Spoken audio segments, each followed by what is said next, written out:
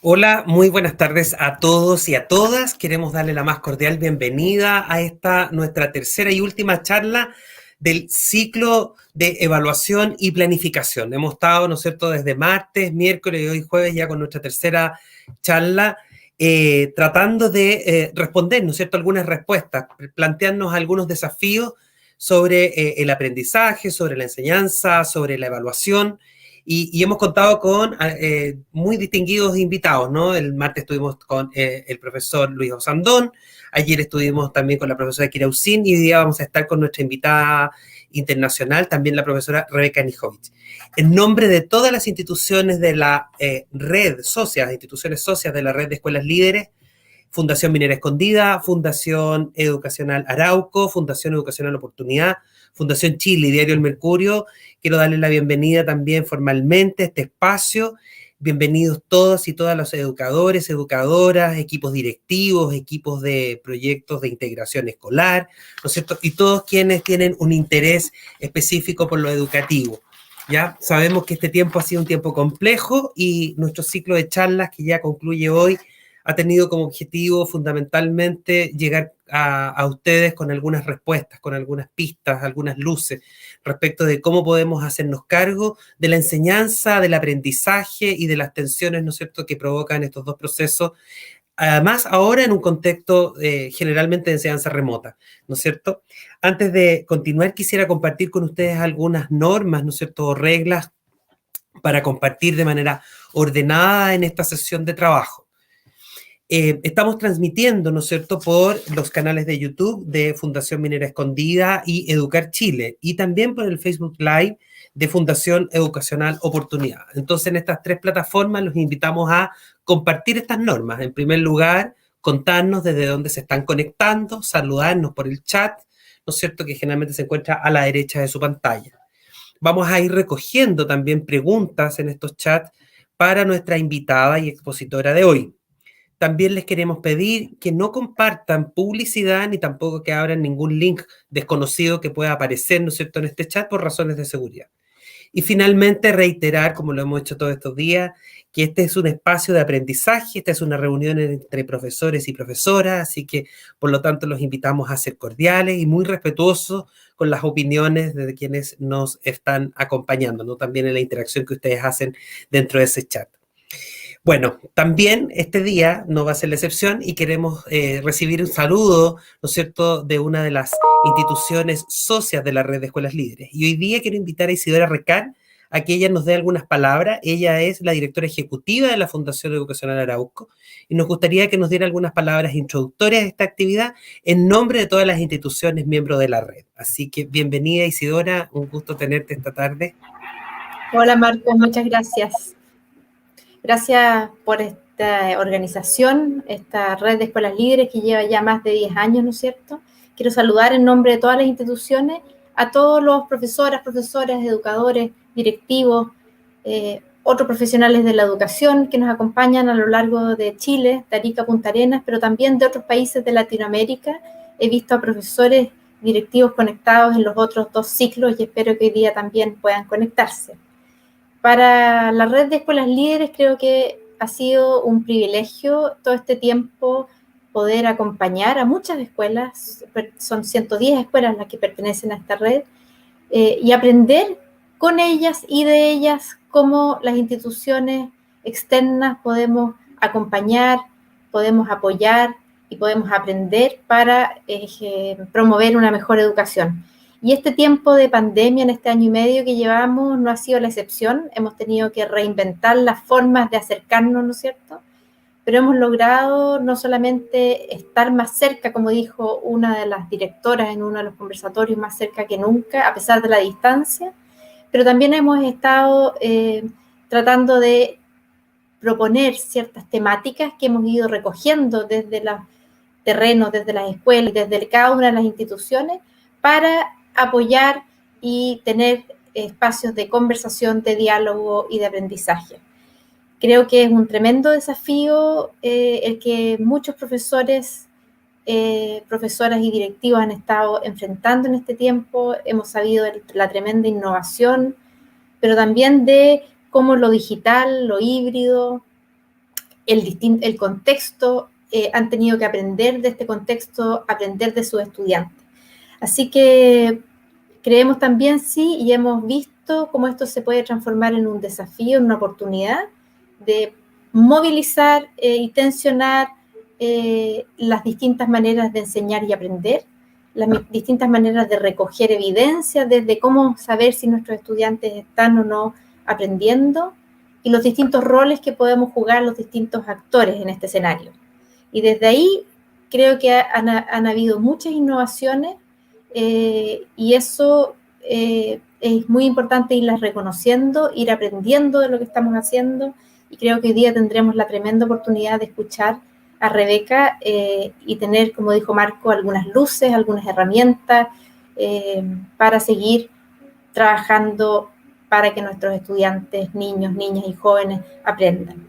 Así que solo me queda valorar y reconocer el trabajo que a lo largo de todo Chile y en otros países han estado haciendo los que están a cargo de la enseñanza y el aprendizaje de los niños y niñas en este tiempo tan complejo, tan desafiante y también tan distinto. Así que con eso, que tengan un muy buen espacio de conversación, y en nombre de Fundación Oportunidad, Minera Escondida, Fundación Chile, El Mercurio y Fundación Educacional Arauco, esperamos que este sea un espacio de aprendizaje y de mucho diálogo. Así que muchas gracias y bienvenidos a todos.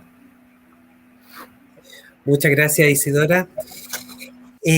Nada, contarles, ¿no es cierto? Este encuentro es el tercero, ¿no es cierto?, de este ciclo, de este primer ciclo, en que hemos querido compartir con ustedes algunas evidencias, ¿no es cierto?, sobre el aprendizaje y especialmente sobre la evaluación de los aprendizajes. No es casual, ¿no es cierto?, que esté este ciclo desarrollándose en esta fecha. En nuestro país, y me imagino que muchos también, ¿no es cierto?, de nuestro hemisferio, estamos llegando al final del primer semestre. Se está cerrando un primer ciclo del año, ¿no? Y además hoy día, con la situación de la pandemia, la enseñanza remota, ¿no es cierto?, la vinculación a distancia que tenemos con nuestros estudiantes, es probable que tengamos más dudas de cómo llevar a cabo este proceso de evaluación. Y por lo tanto, esta conferencia, al igual que las anteriores, tiene como objetivo efectivamente poder aportar con algunos criterios y algunas herramientas que nos ayuden en esta conversación que podemos hacer, ojalá, al interior de nuestros propios establecimientos, las escuelas, colegios, liceos de todo el país. Y entender, ¿no es cierto?, finalmente que la evaluación es una oportunidad no solo de recoger información, sino también de incorporarla como parte del proceso de aprendizaje, ¿no? Es una información para la toma de decisiones de aquello que vamos a seguir haciendo quizás el próximo semestre y por qué no en lo sucesivo, pensando, ¿no es cierto?, en esta información a largo plazo que nos entrega una evaluación. Bueno, y les voy a presentar a nuestra invitada de hoy día. Que nos va a acompañar hoy día es Rebeca Anijovic. Ella es profesora de Ciencias de la Educación y además magíster en formación de formadores, ¿no es cierto? Ella es argentina, ustedes se van a dar cuenta después cuando se presente. Ella es investigadora también de la Universidad de Buenos Aires y de la Universidad de San Andrés, y además profesora, ¿no es cierto?, de Flaxo Argentina, ¿no es cierto?, una gran institución que se dedica a la formación de profesores muy antigua y también de mucho reconocimiento internacional en todo nuestro continente. Rebeca además es autora de varios libros, entre ellos nos gustaría mencionar uno que se llama Gestión en la Escuela, con aulas heterogéneas, y la evaluación como oportunidad. El tema de su charla de hoy es los aprendizajes auténticos en el contexto del distanciamiento, y por lo tanto nos interesa mucho saber cuál es su opinión, qué es lo que ha recogido ella de la experiencia, ¿no es cierto?, de distintas aulas, de distintos sistemas educativos probablemente.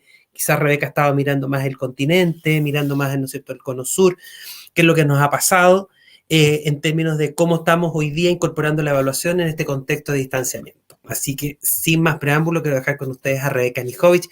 Bienvenida, Rebeca. Un gusto tenerte con nosotros en esta charla de hoy. Bueno, muchísimas gracias, Marco, por la bienvenida. La verdad es que estamos trabajando muchísimo con el tema de la evaluación, efectivamente, y estamos recogiendo mucha experiencia sumamente valiosa.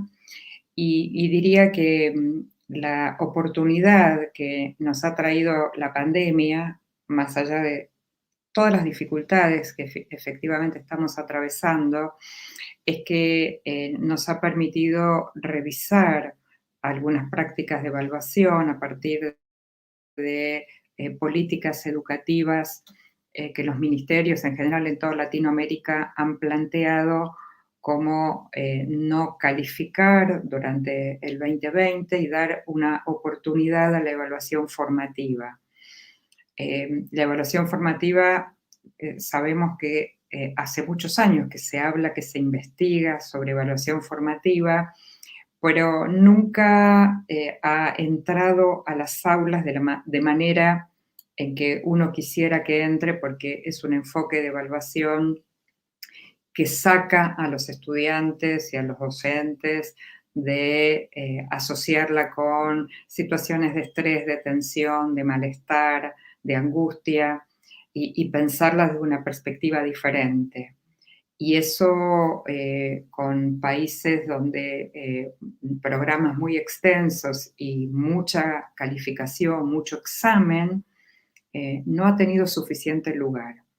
Con la pandemia, de alguna manera, atendiendo a la crisis y a la situación difícil de muchos de los estudiantes, sobre todo en Latinoamérica, de las brechas económicas, sociales, tecnológicas, se abrió un campo de debate, un campo de aprendizaje, de algo así como abrirle las puertas a la evaluación formativa. Entonces, lo que yo quisiera, digamos, es justamente traer esas experiencias vinculadas particularmente a la evaluación auténtica, que es una de las maneras en que estamos encarando a partir de pensar en otro enfoque y en otra mirada de la evaluación, es que estamos trabajando con la evaluación auténtica. Cuando nosotros nos referimos a la evaluación auténtica, lo que estamos planteando es una evaluación que considere en principio la idea de que los aprendizajes que requerimos de nuestros estudiantes hoy son procesos muy complejos y multidimensionales. Hoy no nos alcanza que un estudiante nos defina qué es la evaluación, qué es, por ejemplo, si tomamos cualquier tema, que nos defina, que repita información de un texto, que nos dé una definición que leyó y aprendió de memoria, y eso respondería más a la idea de un conocimiento declarativo. El estudiante declara saber algo. Nosotros necesitamos que el estudiante no solo declare saber, sino que el estudiante sea capaz de usar la información, de dar cuenta de competencias y capacidades complejas, de uso de diferentes habilidades cognitivas, que el estudiante sea capaz de analizar críticamente, de comparar, de ofrecer soluciones a un problema en particular, de hacer, argumentar, comparar. Rebeca, sí. Disculpa que te interrumpa. Mira, lo que pasa es que puedes proyectar tu presentación porque la estamos viendo, pero no en modo presentación. Entonces hay que colocarle, exacto, la barrita más, parece que es más... Bueno, ahí la ven bien, perfecto. Gracias por avisarme. Fantástico, bueno, muy bien. Ustedes les estaba mostrando esta imagen, ¿no? de la complejidad de los aprendizajes que pretendemos nuestros estudiantes, y eso significa que necesitamos instrumentos de evaluación que recojan evidencias de esa complejidad.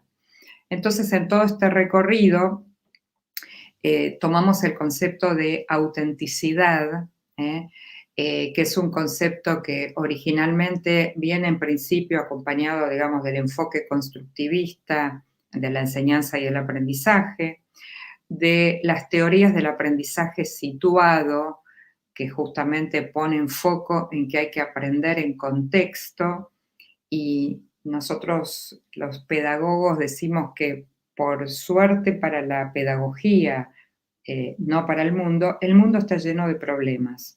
Y cada uno de los problemas que hay en el mundo y en el contexto en el cual cada uno de nosotros está inserto, permite hacer conexiones con aquello que los diseños curriculares en nuestros países plantean, con saberes que hoy se consideran saberes emergentes, que no están en los diseños curriculares, pero que forman parte de los saberes que emergen de esta situación y de estos contextos. Entonces, pensar en una enseñanza, en un aprendizaje y en una evaluación que esté atravesado por esta idea de autenticidad. Cuando nosotros pensamos en la definición de evaluación auténtica, fíjense que pensamos en aquella que se realiza, decimos, a través del mundo real, ¿no? Que requiere que los estudiantes muestren sus conocimientos, sus comprensiones, sus habilidades en contextos significativos. Esto significa trabajar con problemas interesantes, desafiantes, valiosos, preguntas no googleables, o sea, preguntas que yo, si las llevo a los estudiantes, el estudiante no pueda buscar en internet y darme la respuesta, porque esa pregunta no es desafiante, el estudiante no tiene nada que investigar, indagar, que descubrir. Entonces necesitamos esas propuestas que el estudiante pueda dar cuenta de eso que está aprendiendo de una manera creativa, de una manera de poder articular distintos aprendizajes y como bien plantea la evaluación auténtica, lo que llamamos movilizar sus procesos cognitivos, ¿no? Es decir, poner en juego estas habilidades. Ustedes saben que hoy tenemos en el mundo, por ejemplo, muchas taxonomías o listados de habilidades para el siglo XXI y hay distintos expertos maravillosos dando cuenta de si tendríamos que enseñar a conceptualizar, a generalizar, a establecer prioridades, a buscar información y validarla científicamente. Bueno, una diversidad de procesos cognitivos que el estudiante tiene que poner en juego junto con los contenidos, con los saberes disciplinares o multidisciplinares que tenemos que enseñar. También me gustaría sumar, para poder ampliar esta idea, digamos, de trabajo con aprendizajes y evaluaciones auténticas, un concepto que nos aporta de manera bien interesante Carles Monereo, que es el de idoneidad estratégica, ¿no? Y que Monereo nos dice que esa idoneidad estratégica es la adecuación de las respuestas que eligen los estudiantes para lograr un objetivo, para lograr esas capacidades y competencias que tiene que lograr. Y él dice que tenemos 3 indicadores para considerar este concepto de idoneidad, ¿no? En la resolución de una tarea. Primero dice él la precisión del proceso de resolución que el estudiante siguió, es decir, hay algo del recorrido, de cómo ese estudiante logra aprender algo, que no es simplemente mirar qué logró aprender, sino que nos importa mucho hoy en la evaluación, es cómo logró llegar a ese resultado, cómo logró avanzar, y nos interesa que el estudiante pueda hacer visible eso, así que no es algo que nosotros, sus profesores, se lo podamos señalar, sino que en aras de conseguir un estudiante más autónomo, un estudiante que se apropie del proceso de evaluación, es que nos importa no solamente que muestre lo que aprendió, sino que muestre cómo lo aprendió, cuáles fueron sus fortalezas, sus debilidades, qué estrategias eligió, cómo se dio cuenta que tenía que elegir esas estrategias y no otras. El segundo criterio que propone Monereo es la identificación, digamos, de la tipología de los errores que el estudiante comete, entendiendo el error como parte del aprendizaje, no como algo que está mal, pero a nosotros nos importa mucho, por ejemplo, identificar si los errores son considerados como algunos autores bien lo hacen, si son errores inteligentes o no. O sea, una cosa es que yo me equivoco porque no presté atención y otra cosa que el error forma parte de cómo yo voy construyendo un concepto, donde tengo, por supuesto, ideas previas, tengo algunas creencias de que si lo hago de esta manera me va a salir mejor, pero en realidad son creencias no necesariamente validadas científicamente. Y el tercer indicador es la posible transferencia a nuevos problemas. Y nosotros sabemos que el tema de la transferencia siempre es un tema de preocupación en el aprendizaje y en la evaluación, por esta idea de que si yo lo aprendo a resolver un problema que me ofrecen aquí en esta materia resolverlo, si yo puedo llevar algo de esto que aprendí en la resolución de este problema, por ejemplo, en esta disciplina, llevarlo a otra.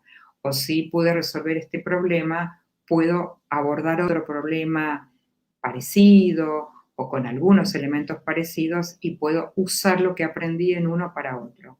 Y sabemos que evaluar esa capacidad de transferir es bien interesante, sabiendo que hay algunos procesos de transferencia que no se hacen de manera inmediata, que uno a veces podría evaluar la transferencia 2 años después que enseñó algo, con lo cual esa es una evaluación que nosotros no podemos hacer en el momento. Pero hay otras transferencias, uno diría, más sencillas, menos complejas, con menos tiempo necesario para ver la transferencia.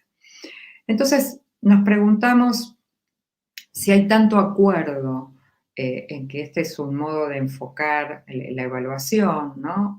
Dentro de un modo de pensar también la enseñanza y el aprendizaje, ¿por qué no se avanza con situaciones de evaluación auténtica? Y entre los motivos que hemos encontrado en literatura de muchos países, ¿no? Sobre todo latinoamericanos, hemos encontrado 4 razones bastante compartidas por distintos investigadores. La primera es que los sistemas educativos no se diseñaron originalmente para hacer uso del conocimiento, sino para conservarlo y reproducirlo. Y las evaluaciones auténticas justamente no pretenden reproducir conocimiento, sino usar ese conocimiento de manera flexible para poder comprender un tema, para poder resolver algo. Y entonces, si pensamos que es para conservarlo, claramente no vamos a trabajar con evaluaciones auténticas. La segunda idea es que nosotros en general, y sobre todo generaciones, digamos, que hace muchos años que nos hemos formado, no hemos sido ni formados ni preparados para trabajar con este tipo de enfoque, ni hemos atravesado la experiencia de ser evaluados nosotros con evaluaciones auténticas. Entonces es algo que nos resulta bastante ajeno y requiere un aprendizaje nuevo, requiere salir de alguna manera de nuestra zona de confort para abordar otras maneras de encarar la evaluación. El tercer motivo es que la evaluación tradicional, con sus pruebas, con sus puntajes, es una zona segura, conocida para familias, para docentes, para estudiantes, y bueno, no es tan fácil moverse de esa, diría, zona de confort, de lo conocido, para abordar una situación que es bastante novedosa. Y la cuarta razón por la cual no se avanza tanto en la evaluación auténtica es porque efectivamente requiere tiempo para su diseño. Si yo uso un cuestionario de 5 preguntas, puedo diseñar rápidamente un cuestionario de 5 preguntas y muy fácilmente podría buscar puntajes para calificar, porque contestó correctamente la pregunta 1, la 2, la 3, y eso se resuelve bastante rápidamente. Las evaluaciones auténticas son complejas, yo les propongo a los estudiantes ahora, en unos minutos yo les voy a mostrar algunos ejemplos, ¿no? De estas evaluaciones auténticas. Requieren tiempo de diseño, requieren tiempo para definir los criterios de evaluación, requiere complementar el uso con listas de cotejo, con rúbricas, para que efectivamente sea un proceso pensado, que tenga un recorrido, requiere de momentos de retroalimentación para que los estudiantes puedan avanzar y no esperar a llegar al final y decirles que no ha logrado aquello que tenía que lograr. Entonces, dicho esto de las dificultades, digo, pensemos cómo poder avanzar con estas evaluaciones auténticas. Y aquí hay una lista de criterios, de características, digamos, para diseñar evaluaciones auténticas. Primero, a partir de un propósito bien definido, tenemos que tener muy claro qué es lo que queremos que nuestros estudiantes muestren acerca de lo que están comprendiendo, acerca de lo que están aprendiendo. Tenemos la posibilidad en las evaluaciones auténticas de tener un destinatario o audiencia real, es decir, si yo les propongo a mis estudiantes diseñar una campaña para cuidar el medio ambiente en la escuela, para disminuir el nivel de contaminación, podríamos tener audiencias reales, que podría ser el intendente de la localidad en la cual nosotros vivimos, podría ser el conjunto de empresas o de organizaciones no gubernamentales que trabajan en estos temas, es decir, que en lugar de que el estudiante haga esa evaluación para mí como profesora, tenga un destinatario real a quien, una vez que termine ese proyecto en el que está trabajando o esa evaluación final, digamos, que estamos abordando, pueda llegar a esa audiencia con una propuesta interesante que sea considerada como una propuesta que puede ser analizada y eventualmente tomada en consideración. También podemos pensar en roles diferentes. Yo puedo proponerle a los estudiantes que muestren lo que han aprendido sobre la contaminación ambiental, por ejemplo, preparando una disertación para una posible intervención en un congreso, y lo pueden hacer desde el rol de un investigador, lo pueden hacer desde un rol de un ambientalista, lo pueden hacer desde el rol de Greenpeace. Bueno, puedo ahí diversificar desde qué rol, desde qué postura el estudiante podría encarar su propuesta. Como todo proceso o proyecto tiene restricciones, es decir, yo puedo ponerle a los estudiantes que esa propuesta que tienen que presentar, por ejemplo, tienen 4 días para hacerlo. La propuesta, si incluye un presupuesto, el presupuesto máximo pueden ser $500, es decir, estoy poniendo restricciones para que el estudiante pueda abordar esa situación como situación problemática, porque además el mundo real tiene restricciones. Yo no hago una propuesta solamente con lo que a mí se me ocurre y punto, sino tomando en consideración criterios, contextos y demás. Siempre hay un producto que hay que elaborar o resolver, por eso no es una respuesta a una pregunta, con una respuesta correcta a una pregunta tomada de un texto.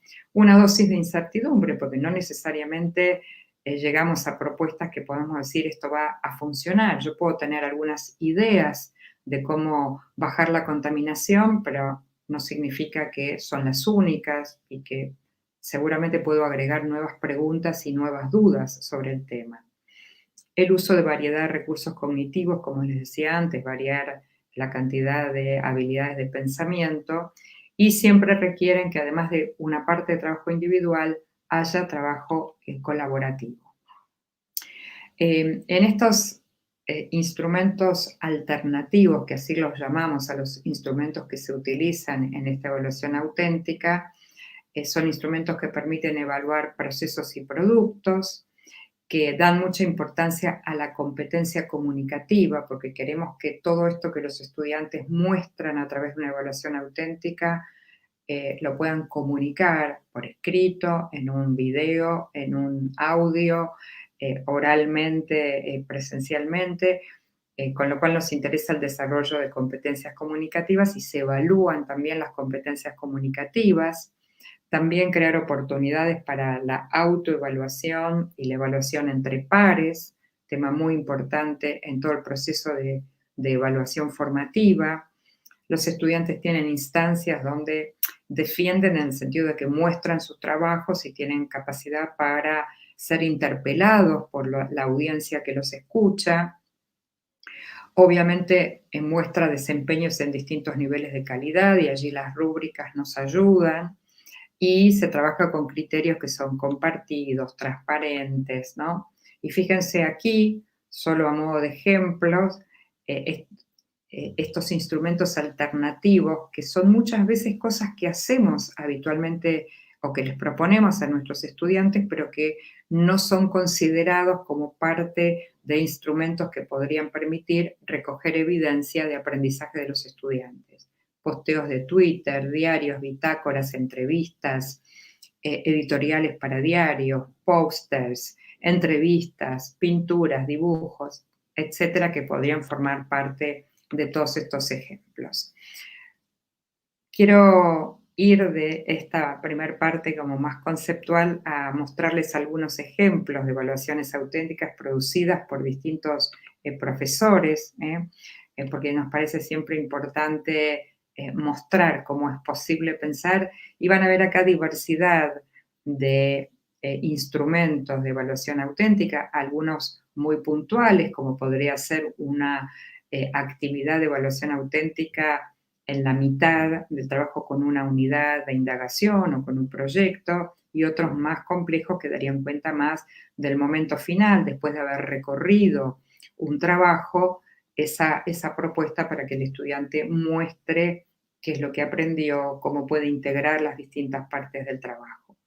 Aquí el uso de una herramienta que se llama RAFT, que tiene que ver con, primero, poner un contexto, situación problemática. En este ejemplo, el profesor eligió el impacto del tsunami en Japón. El rol que les ofrece a los estudiantes es para elegir entre ser un reportero de televisión o un escritor de noticias de un periódico local, que es conocido por contar las historias de una manera que la audiencia siente que forma parte de la escena.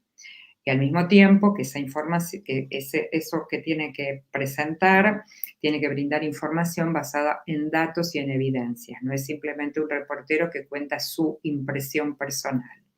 La audiencia son los seguidores de la televisión o del periódico. Los formatos pueden ser video, podcast, una editorial o un reportaje o entrevista. Y los criterios de evaluación, en este caso, la capacidad de comunicar ideas y la capacidad para seleccionar información válida y confiable. Esto constituye un ejemplo de evaluación auténtica. Existen los reporteros, existe el tsunami en Japón, se estaba trabajando ese tema dentro de una materia, y entonces esta fue la propuesta elegida. Algunas propuestas más abiertas, como es fíjense, la curiosidad del día es la propuesta.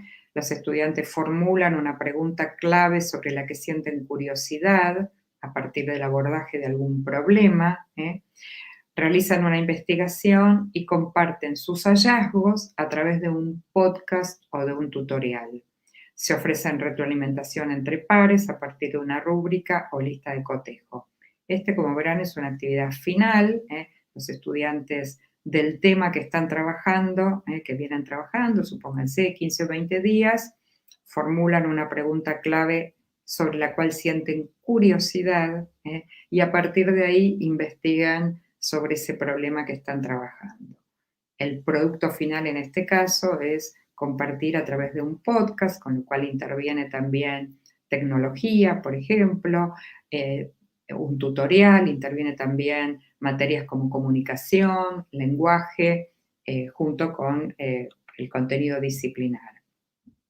También en esta misma línea, otra profesora nos mostró una propuesta donde los estudiantes crean grabaciones de audio, editan podcasts y agregan música usando algunas herramientas tecnológicas que la comparten con una audiencia auténtica y se evalúan a partir de una rúbrica, ¿no? Y esto nos lo compartió una profesora de música. Una más que les quiero mostrar, y con esto yo voy a ir cerrando la presentación, Cuidar nuestra salud era la propuesta. Aquí intervinieron varias materias. Esta es una propuesta interdisciplinaria. Se plantea un problema que es que a partir del contexto de pandemia se relevan datos que muestran el incremento del índice de obesidad en niños y adolescentes. Y entonces la propuesta es armar una campaña de concientización de hábitos de vida saludable. Como esto tiene varias materias, se proponen distintas actividades como encuestas, análisis de textos, observación de videos, entrevistas a expertos en nutrición, a médicos, digamos, hay una cantidad de actividades y en este caso también elige como productos finales tutoriales para distintas audiencias que reciben a estos estudiantes y también esta evaluación incluye autoevaluaciones y uso de instrumentos como rúbricas. Este es un ejemplo bien local, digo, este es de la ciudad de Buenos Aires. Te contratan para trabajar en el área de comunicación de una agencia de teatro.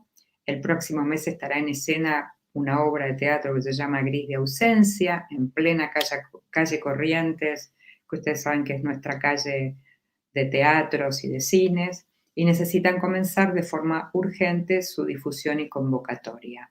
Para ello tienes que diseñar un afiche de presentación de la obra, definir el tipo de alocutorio a quien te vas a dirigir, redactar el contenido del afiche, realizar un diseño borrador que se difundirá por Facebook y en otras redes sociales y, por supuesto, considerar la rúbrica para la evaluación de la producción. Y el último ejemplo, más de disciplinas más duras, de áreas, digamos, más de ciencias duras, de acuerdo con las disposiciones del equipo de seguridad e higiene, es necesario reacondicionar la fachada interior de la escuela y la accesibilidad a la misma. Se debe realizar la construcción de una rampa de acceso por el sector norte. Hay que tener presente que el acceso es en el interior del edificio, por lo cual se pueden usar diferentes materiales como madera, hierro y cemento. Les dan una ficha de descripción de cada uno, con su coeficiente de fricción, el valor del metro lineal de construcción, el tema del mantenimiento, y los estudiantes tienen que confeccionar un informe para presentar a la dirección de la escuela con las ventajas de cuál sería la mejor opción de construcción, considerando la fricción, el valor y el mantenimiento.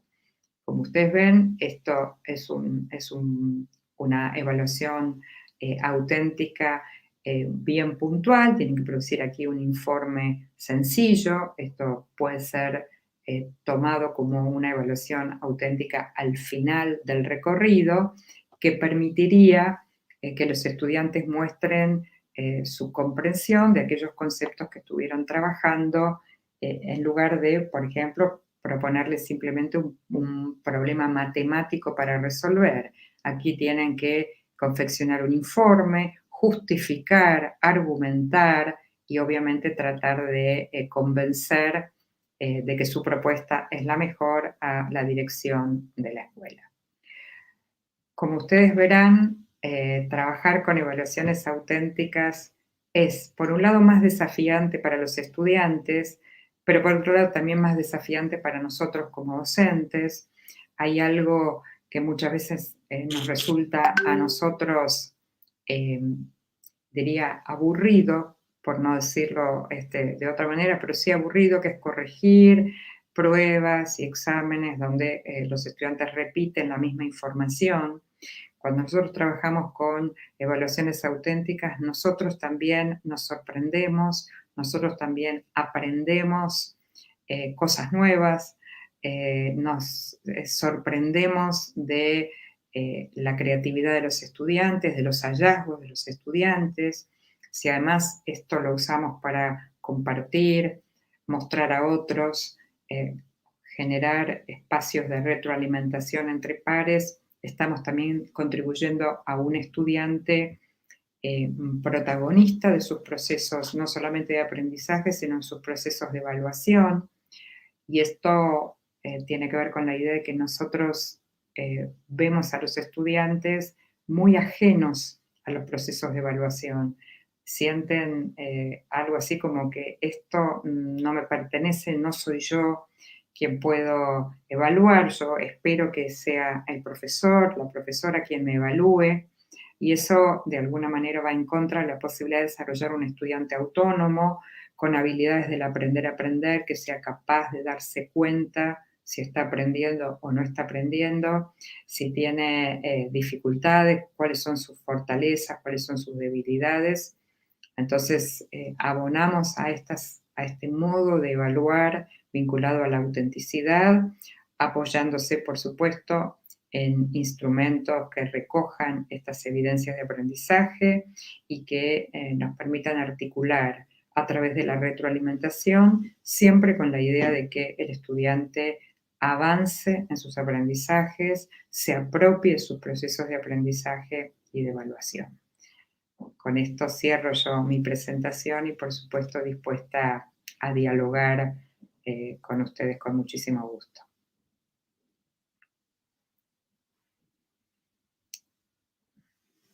Estaba silenciado. Ahora sí, muchas gracias, Rebeca, por tu presentación, de verdad, muy... nos invita, ¿no es cierto?, a varias conversaciones. Voy a tratar de recoger algunas de ellas, de estas dudas que aparecen, ¿no es cierto?, en el chat. Y plantearte, ¿no es cierto?, pensando en una conversación que comenzamos el martes y que la hemos ido desarrollando, ¿no? Hemos estado rodeando y tratando de profundizar, ¿no?, en la pedagogía, en el currículum, en las necesidades, ¿no es cierto?, en los tiempos, en la pandemia, en la enseñanza remota. Y quizás una primera pregunta que me gustaría hacerte es aquella que está relacionada con este enfoque de la evaluación auténtica. Es una propuesta, tiene un modelo, tú nos presentaste, ¿no es cierto?, algunos ejemplos, que, por ponerlo en positivo, ¿no?, ¿a qué nos desafía cuando estamos más bien a veces en la enseñanza o en el enfoque más tradicional? O sea, como punto de partida. Vamos a ir a lo concreto, pero quizás preguntar primero como por qué supuestos hay detrás aquí. Hay una propuesta también de pedagogía, de un tipo de mediación distinta que hacer, ¿no? Y ese es un desafío. Entonces, ¿a qué nos invitas a remecernos, como a cambiar, a modificar, a abrirnos? Sí, mira, toda propuesta de evaluación tiene que ser coherente con la propuesta de enseñanza, ¿no? Cuando nosotros queremos cambiar la evaluación, la primera pregunta que nos hacemos es, dime cómo estás enseñando, ¿no? Porque cambiar la evaluación, si tú no cambias la enseñanza, va a generar más dificultades para el estudiante que beneficios. Cuando nosotros queremos encarar una evaluación auténtica, viene la pregunta, y lo voy a ejemplificar. Si tú das todas tus clases de manera expositiva, tú tomas el Zoom y lo que haces es hablar en el Zoom 80 minutos, 50 minutos en todas tus clases, te diría que es imposible que tus estudiantes aborden una evaluación auténtica, porque no habría ningún recorrido que has hecho en tu trabajo de enseñanza para tener un estudiante protagonista, para tener un estudiante que genere ideas, para tener un estudiante que quiera estar altamente involucrado con ese problema o desafío que tú ni siquiera has planteado, ¿no? Yo digo, no hay nada más aburrido que abrir el Zoom y que te digan buenos días, hoy les voy a hablar de la contaminación ambiental. Apago la cámara, como estudiante, digo, apago la cámara, es como la primera reacción, y no porque no sea bueno que en algún momento el profesor me explique algo, de ninguna manera estoy sacándole esa función, pero necesito un docente que me desafíe, que cuando yo prenda la cámara me invite, ¿no?, a un desafío que no sea a escuchar, o que no sea en todo caso solo a escuchar. Entonces, fíjate si yo te hago una pregunta, Marco, y te digo, vamos a trabajar hoy con la pregunta, ¿dónde esconden los pueblos sus tesoros? Y te invito a ti y a todo tu grupo en principio, a formular algunas hipótesis de qué estoy preguntando, ¿no? También te podría preguntar como ejercicio, ¿qué disciplina estaré enseñando yo cuando te hago esta pregunta? ¿Estaré enseñando historia? ¿Estaré enseñando literatura? ¿No? Hay algo, ¿no?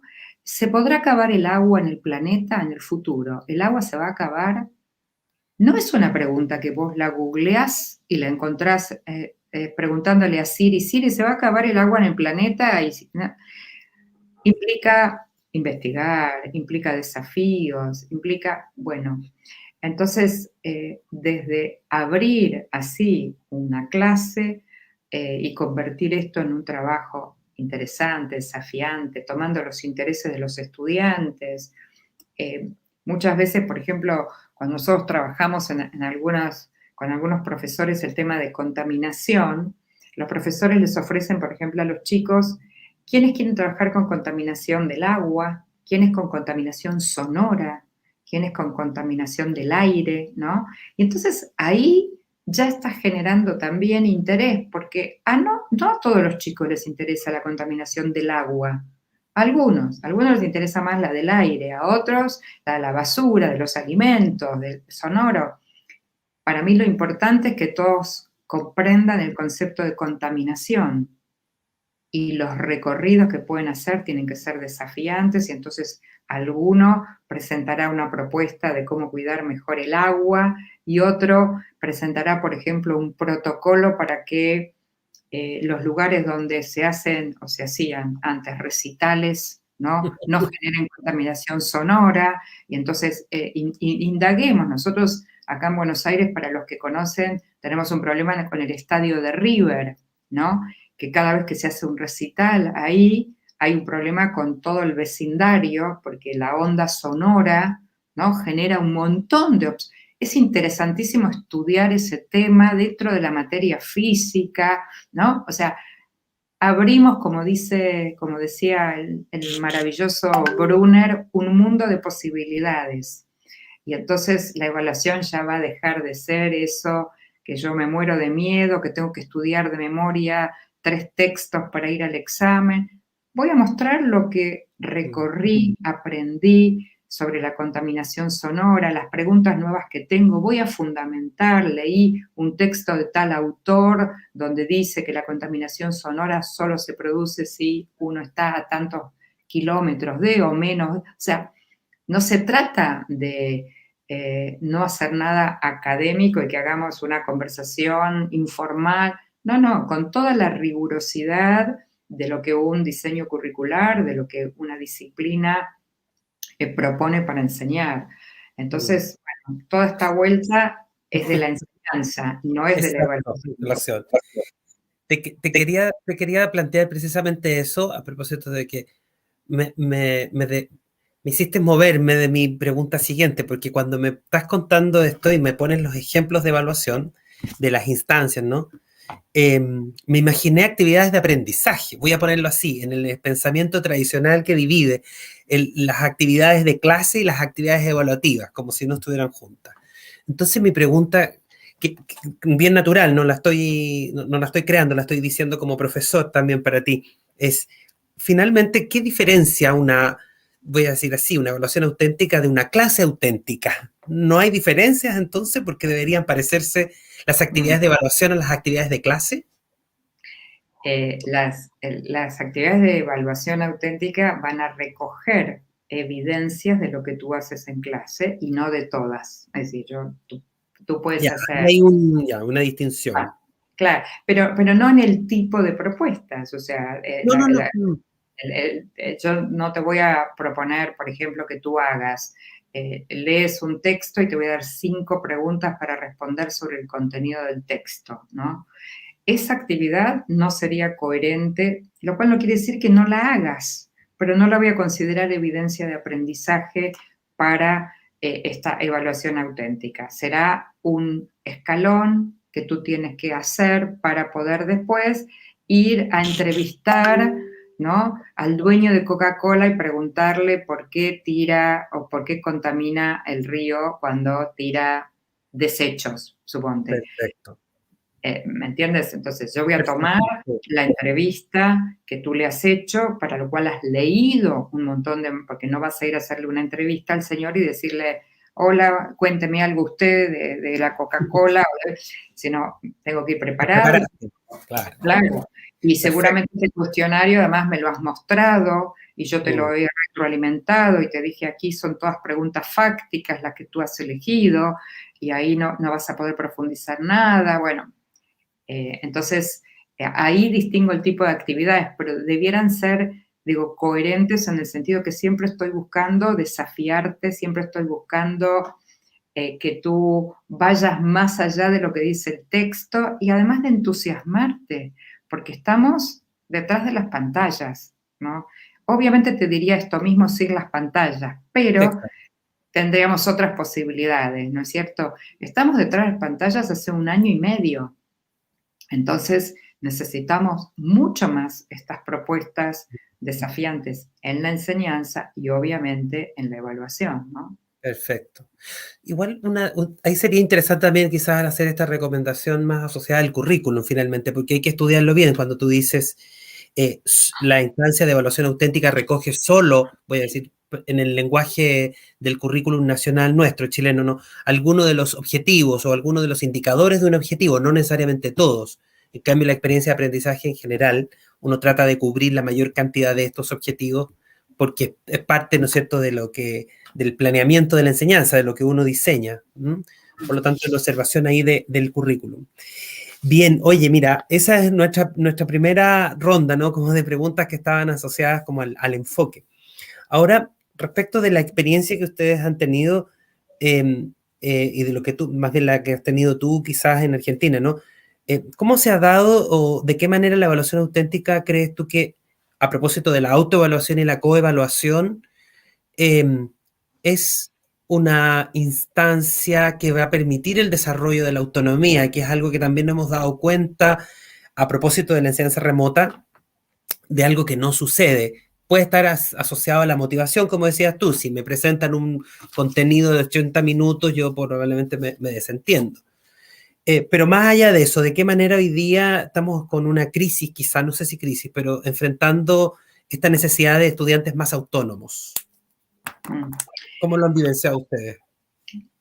Yo comencé el año pasado, cuando empezamos a hablar de este tema, a decir que tenemos una deuda con nuestros estudiantes en términos de desarrollar mucho más la autonomía de ellos.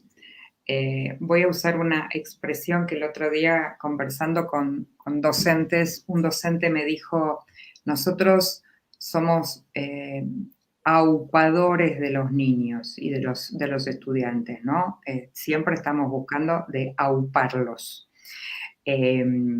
Y hay algo de eso, ¿no? Esa imagen de, bueno, histórica de la maestra como la segunda madre, ¿no? Bueno, hay algo en la Constitución de, como siempre estamos al lado de manera presencial, entonces siempre estamos ahí, ¿no? Para que si no le sale lo ayudamos o lo hacemos por él.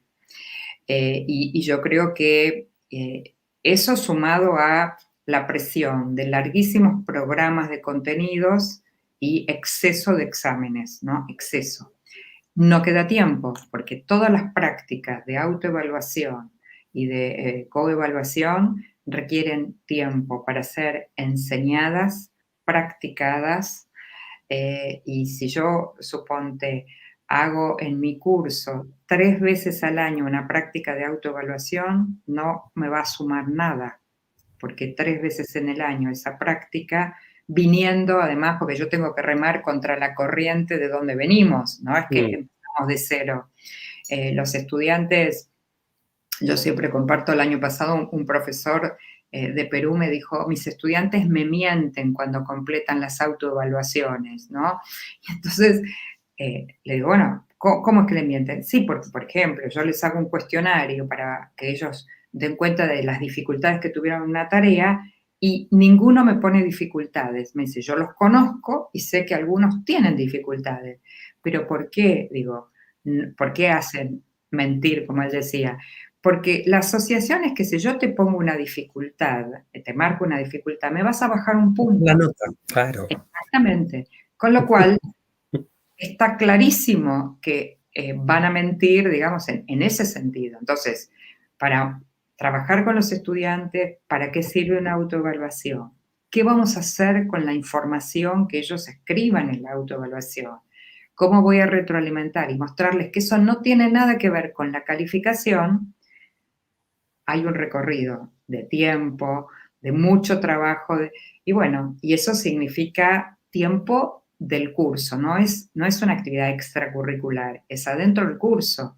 Bueno, entonces recortemos contenido, no pueden ser programas tan largos, tenemos que focalizar, comprender, buscar más esa pregunta que hace maravillosamente Perkins, ¿qué vale la pena enseñar? ¿No? Y no todo lo que estamos enseñando vale la pena, y aunque valiera la pena, no entra todo. Cada vez tenemos más, porque se descubren más, porque hay más conexiones, hay más internet. Digo, si te pasa cuando te pones a navegar, entras a buscar algo y a las 3 horas decís, ¿dónde entré? ¿Dónde estoy? ¿A dónde llegué? Porque es un mundo. Bueno, entonces, cómo trabajar más con núcleos de temas más profundos, grandes, relevantes, ¿no? Y eso implica dejar tiempo para aprender a autoevaluarme, a evaluar a mis pares, a retroalimentar a mis pares, a poder darme cuenta quién soy yo como estudiante, ¿no? Así vamos a generar autonomía. De otra manera, vamos a seguir, como me dijo este maestro que me pareció maravilloso, aupando a nuestros estudiantes. Y a la distancia, además, es más difícil auparlos, ¿no es cierto? Con lo cual, perdemos en el camino algunos, ¿no? Y de hecho, estamos viendo que obviamente tiene que ver con la pandemia fundamentalmente, pero bueno, nosotros queremos que nuestros estudiantes estén adentro del sistema educativo, no afuera. Y en ese sentido, digo, tenemos mucho para hacer en cuanto a la autonomía y mucho para hacer en propuestas desafiantes para la enseñanza y para la evaluación. Exacto. Bueno, te preguntamos sobre esto, más bien como del tipo de mediación, que está claro que es un desafío permanente a los modelos más tradicionales, quizás, ¿no? Y no solo ha sido siempre responsabilidad de nosotros, las y los profesores, sino también está asociado a un modelo, como dices tú, quizás a un currículum bastante extenso, ¿no es cierto? Y a una lógica de la cobertura. El otro día conversábamos con un profesor en la primera charla que nos hablaba, ¿no es cierto?, de esta tradición histórica, ¿no es cierto?, nosotros los profesores de hablar de la cobertura. Tengo que terminar de pasar el programa y por lo tanto pareciera ser más importante eso que efectivamente saber cuánto están aprendiendo. Quiero ir a dos preguntas que son más del hacer, quizás más concretas, también vinculadas a la pedagogía. Una tiene relación con el tiempo, es decir, un poco está ya respondida, pero igual me gustaría que pudieras como comentarnos un poquito más. El diseño de una experiencia de aprendizaje más significativa tiene un tiempo, ¿no? Lleva más tiempo porque hay que hacer las preguntas precisas, una buena motivación, quizás. En el caso de la evaluación también, es más fácil, lo voy a decir en burdo, es más fácil diseñar una prueba de selección única, 50 preguntas con alternativa, que diseñar una evaluación auténtica. ¿Tiene más trabajo, tiene menos trabajo? Sí. ¿Dónde ganamos más también? Sí. El diseño de una prueba con 50 ítems bien hecha lleva mucho tiempo. No al corregirla. La corriges, pregunta 1, verdadera, pregunta 2, falsa. La corrección es muy rápida, pero hacer una buena prueba, un buen choice, digamos, lleva o sea, hay libros enteros, así, digo, gordos, con especificaciones para hacer un buen choice, que algunos expertos dicen que para hacer un buen choice debería tener 100 ítems. Imagínate diseñando 100 ítems, donde preguntes lo mismo en 3 ítems diferentes. Bueno, con lo cual, diseñar un buen choice. Ahora, diseñar un cuestionario de 5 preguntas que vienen en la misma línea de los instrumentos tradicionales no te lleva tanto tiempo. ¿En qué año, qué sé yo, Colón conquistó América? ¿Cuántas carabelas tenía? Y digo, se hace muy rápido. Entonces, eso por un lado. Con respecto a diseñar una evaluación auténtica, lleva más tiempo, como siempre, al principio, porque todo es nuevo y entonces tú quieres evaluar. Te muestro un ejemplo muy sencillo. En el entusiasmo de empezar con instrumentos alternativos, digamos, más auténticos, por ejemplo, los profesores les proponen a los chicos que pueden mostrar lo que aprendieron a través de un video, a través de un baile, ¿no? Una coreografía. Y por supuesto, les encanta a los estudiantes. Ahora, la pregunta es, ¿cómo vas a evaluar a través de una coreografía tus conceptos de contaminación ambiental, suponte? ¿Sí? Es bien, porque tú no vas a evaluar el video, si está lindo o está feo, salvo que seas profesor de comunicación o de tecnología. Pero si eres profesor de ciencias naturales o de biología o demás, quieres evaluar si comprendió el concepto de contaminación. Entonces, no tan fácilmente diseñas una prueba con cualquier tipo de recurso. Tienes que pensar muy bien cómo ese recurso le podría permitir al estudiante mostrar lo que sabe. Esa es una cuestión, digamos, de que lleva pensamiento, tiempo de pensamiento. Segundo, es mucho más fácil hacerlo si lo hago con otros, ¿no? Si lo hago como trabajo colaborativo con otros profesores y no sentarme yo sola a que se me ocurran muchas ideas. Tercero, habilitar que también el estudiante elija y diga, a mí se me ocurre mostrarle lo que aprendí sobre contaminación, suponte con una, qué sé yo, una carta de lectores a un diario. A mí no se me había ocurrido, el estudiante sí, porque lo que tiene que estar más claro son los criterios de evaluación. ¿Con qué criterios vamos a mirar tu producción? Y entonces lleva más tiempo inicialmente, sí, pero si yo me utilizo rúbricas para evaluar, uso protocolos de retroalimentación, voy como acotando un poco ese campo que pareciera que está como sumamente abierto.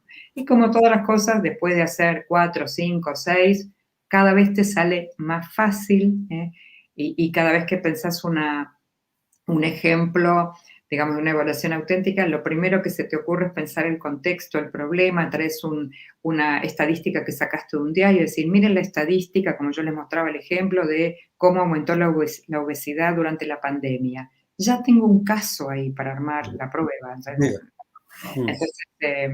es también como vas entrenando tu ojo y tu cabeza. No sé, yo les cuento, yo recorto, guardo muchas cosas que en el momento que lo veo, no sé para qué lo voy a usar, pero en algún momento lo voy a usar, ¿no? Claro, bueno, pero es ese ojo que estoy mirando una serie de Netflix y ya estoy pensando si hay algo de esa serie que me puede servir para alguna. Bueno, es un hábito que uno fue generando, digamos, digo, como miro con un ojo la serie y con el otro el ojo docente a ver qué me podría servir de, bueno, y uno va aprendiendo y trabajando con otros. Y además hoy en Internet hay muchísimo material, te diría, casi voy a decir algo horrible, pero hay como de más, ¿no? O sea, no te da el tiempo para entrar a tantos portales, a mirar, porque realmente hay propuestas súper interesantes que ni siquiera tenés que inventarla, te la podés copiar, ¿no? Sí. Bueno, es un ejercicio también. Muchos profesores han señalado en este tiempo la capacidad, ¿no es cierto?, de alguna manera de cierto pensamiento crítico, ¿no es cierto?, para identificar qué fuentes son más serias que otras, cuáles están diciendo verdad, cuáles fake news, ¿no es cierto? Pasa hoy día, es también para el desarrollo de habilidades, ¿no es cierto?, propias del siglo XXI. Otra pregunta que aparecía también es, ¿la evaluación auténtica me permite trabajar en todos los niveles? ¿Podría yo incorporarla en la educación parvularia, en la educación primaria, secundaria también? Básica, media, decimos en Chile, ¿no? ¿En todos los niveles? ¿Sí? Para el nivel parvulario la pregunta sería qué queremos evaluar. O sea, el nivel parvulario por lo menos en los países en general no tiene calificación, digamos, hay otra, no hay una presión de una fecha de una prueba de entregar una calificación. Entonces, en el nivel parvulario las cosas que los chicos van haciendo te van dando muchísima información, se trabaja mucho con la observación como estrategia, más que pensar en una prueba. Bueno, la verdad es que no. Sí los evaluamos, por supuesto, evaluamos en todos los niveles, pero no usamos más que o fundamentalmente la observación de lo que ellos hacen. Después, a partir de allí, en nivel primario, secundario y o terciario universitario, por supuesto, con distintas modalidades, con distintos grados de complejidad, pero absolutamente posibles de usar. Un ejemplo muy sencillito con niños de educación básica, de los primeros grados, 6, 7 años, tú puedes, para saber si están aprendiendo, si saben sumar, por ejemplo, en lugar de hacerles hacer cuentas, plantéale una situación. Tenemos que organizar el cumpleaños de Marco y queremos invitar a 25. ¿Cuántos niños hay en el grupo? 25. Muy bien. Marcos, ¿cuántos primos tienen? Bueno, 8. Ok. ¿Cuántos tenemos? ¿Cuántas Coca-Colas tendríamos que comprar? ¿Cuántos hot dogs íbamos a hacer? Y si queremos hacer juegos, ¿en cuántos grupos podríamos dividirlos? Y entonces estaríamos viendo si saben dividir. Y vamos a ir al supermercado a hacer las compras para ver cuánto dinero vamos a gastar en el cumpleaños. Ahí tenés una situación de evaluación auténtica. Y es con los niños pequeños. Y es cercano a su realidad, porque festejar cumpleaños, por supuesto, todos quieren y les gusta, o vamos a hacer una visita al zoológico, o lo que tú quieras. Y es con los niños pequeños, ¿no? Y permite también la evaluación auténtica hacernos cargo de este requerimiento, que además es muy justo, ¿no? Y es bueno que así sea, de la diversidad en términos de ritmos de aprendizaje, de intereses, pero también a veces de la discapacidad, que es un elemento que en general es nuevo, dijéramos, no es que exista eso recientemente, pero comprender, ¿no es cierto?, esto de los ritmos de los intereses por un lado de los estudiantes, pero también los ritmos de aprendizaje y las barreras que muchas veces tienen, ¿no? ¿Permite hacer esto la evaluación auténtica? Por supuesto que, digamos, quiero decir, no todas las necesidades educativas especiales son iguales.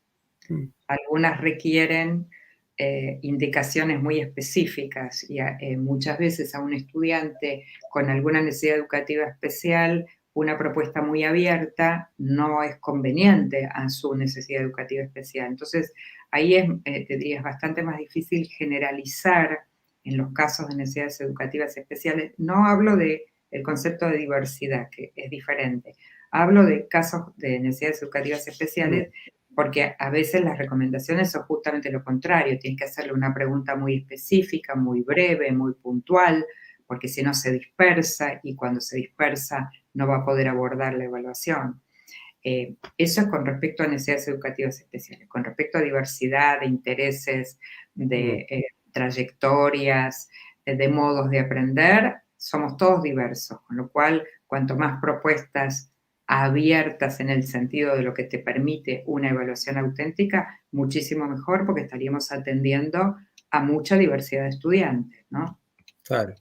Pero en lo concreto puedo hacer la vinculación entre ambas. Puede ser una instancia de evaluación que me permita cubrir todo, en el fondo. Si tengo Si yo tomo, mira, el mismo problema que te mostraba antes de la obesidad, puedo tomar el problema y el problema puede ser el mismo para todos, pero las consignas que yo voy a escribir dentro del problema, para algún niño puede ser, toma la tabla de índice de crecimiento, digamos, bueno, para un adolescente, ¿no?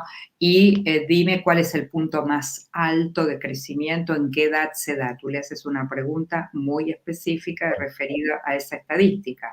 Si estás trabajando con cualquier otro, le dirías, si tuvieras que publicar conclusiones de esta estadística en este diario que solo lo lee la gente que, suponte, tiene bajo nivel educativo, ¿cómo escribirías un texto para explicarles lo que este gráfico dice?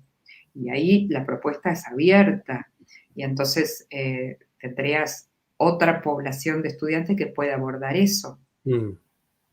Perfecto, perfecto. Bueno, nuestra última pregunta tiene relación con, tú insistes harto en el trabajo colaborativo, lo señalas dentro de uno de los principios, ¿no es cierto? ¿Qué pasa cuando la calificación, voy a hacer la distinción, ¿no es cierto? A veces los reglamentos de evaluación nos dicen, mira, hay que poner tanto número de calificaciones en el periodo, no sé. Y a veces la urgencia hace que uno opte por evaluaciones que son de carácter más individual y probablemente más tradicionales, que son más rápidas, ¿no? Quizás para la revisión, no sé. ¿Cómo hacer esta distinción? La evaluación auténtica siempre tiene que tener un resultado como de trabajo colaborativo, porque trabajaron juntos, o yo puedo hacer un componente más colaborativo y otro más individual. Absolutamente. Tú articulas siempre que haces un trabajo grupal, tienes una necesidad de además mirar al estudiante individual. El aprendizaje se produce cuando estoy con otros, pero también solo, o sea, no es solo cuando estoy con otros. Entonces, nosotros solemos hacer evaluaciones donde hay actividades que son grupales y están ponderadas. Si nosotros utilizamos una rúbrica, suponte decimos, bueno, el 60% de la calificación tiene que ver con la producción grupal y el 40% individual. Y ahí les proponemos una consigna donde cada estudiante tiene que resolver lo suyo y ahí articulamos las dos cosas perfectamente. Perfecto, perfecto. Bien, Rebeca, te hemos estrujado, te hemos sacado el jugo mucho, ¿no? Porque nos interesa, sabemos que hoy día estamos todos repensando, ¿no? Todo, esta situación de lo remoto nos ha invitado a repensarnos. Te quiero agradecer en el nombre, ¿no es cierto?, de la red de escuelas líderes, ¿no es cierto?, de cada una de las instituciones socias de esta red de escuelas líderes, tu participación, muchos mensajes nos han llegado y los van colocando, ¿no es cierto?, de agradecimiento y de reconocimiento también por tu trayectoria. Muchos profesores y profesoras que están hoy día mirando este webinar te conocen probablemente de otras instancias, así que también te envían muchos cariños y saludos. Y nada, será hasta una próxima vez, Rebeca. Muchas gracias por tu participación. Gracias a ustedes por la invitación y un abrazo a todos los docentes que están por allí, interesados como siempre lo están en mejorar, en revisar sus prácticas, así que un reconocimiento a cada uno de ellos porque están en una tarea compleja cada día, así que nada, un abrazo cálido para cada uno de ustedes y muchas gracias por la invitación. Gracias, Rebeca. Bien. Simplemente, ¿no es cierto?, con estas palabras de Rebeca, ¿no es cierto?, y haciéndonos eco de esto, agradecerles la participación en este ciclo de charlas. Queremos dejarlos invitados también a un futuro ciclo que vamos a tener probablemente cerca del mes de octubre, y como decía Rebeca, también enviarles un abrazo cálido a cada uno y a cada una de ustedes que sabemos que desde el minuto uno de esta pandemia han estado claramente ahí al pie del cañón, manteniendo el contacto, haciendo el apoyo socioemocional de las familias, de las comunidades y también apoyando el aprendizaje, ¿no? Sabemos que este no es un tiempo perdido en ningún caso, sino que es un tiempo también de aprender de otra forma y también aprender nosotros de cómo poder hacer una mejor mediación, un mejor modelo de enseñanza. En eso estamos. Así que muchas gracias y que tengan muy buena tarde.